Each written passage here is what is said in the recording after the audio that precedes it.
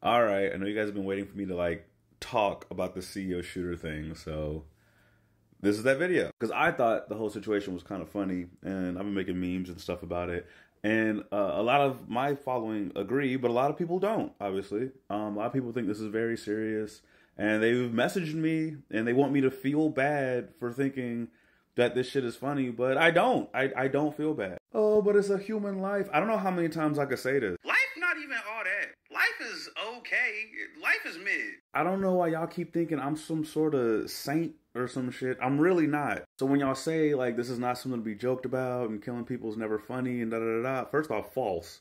But second, you got to think about this from my perspective as well. I'm a military veteran, which means I signed up for a job where one of the job hazards was getting killed or killing somebody else. That was part of the job, right? People would come back from deployments talking about, yeah, we were taking bets on which one of us was going to get car bombed next. Like, we tell those jokes because we understand that life is fleeting. It's not promised. And one of the best ways to come to terms with that is to make jokes, make it funny. But I'm also a black man in America.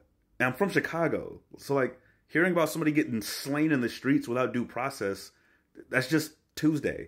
I am much more likely to get taken out by our own law enforcement for just looking the way I do than I am to get assassinated for denying millions of people health care. So all these comments about, oh, but it's a human life and nobody deserves the blah, blah, blah. Yeah, welcome to my fucking world.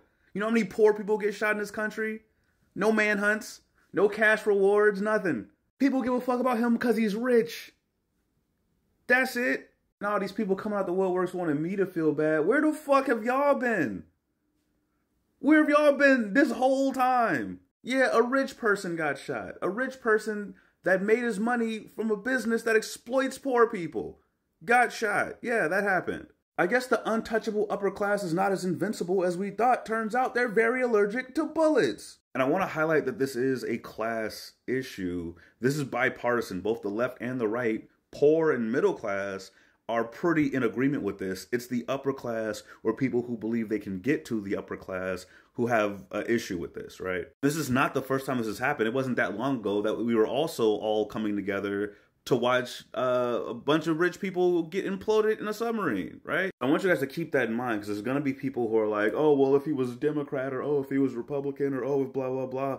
It doesn't matter. In this instance, it does not matter. There are rich people in every party who take advantage of poor people and don't give a fuck if they die or not. So don't then ask me to give a fuck about this guy. And I am not advocating, for the record, to be clear, I am not advocating for people to just start taking up arms and blasting away the upper class. That is not at all what I'm saying. But I'm not going to feel bad about this CEO. In the same sense that I don't advocate for like a mass shooter to get shot without due process. But if he does, then he just got shot. And I'm not going to feel bad just because some people kill people with guns and other people kill people by saying, we're not going to cover your health care even though you're paying us to. So yeah, that happened. And however you feel about it, this definitely sent a message. And I would like to think that executives from exploitative companies will start to change their policies and forego some of their greed out of the goodness of their heart.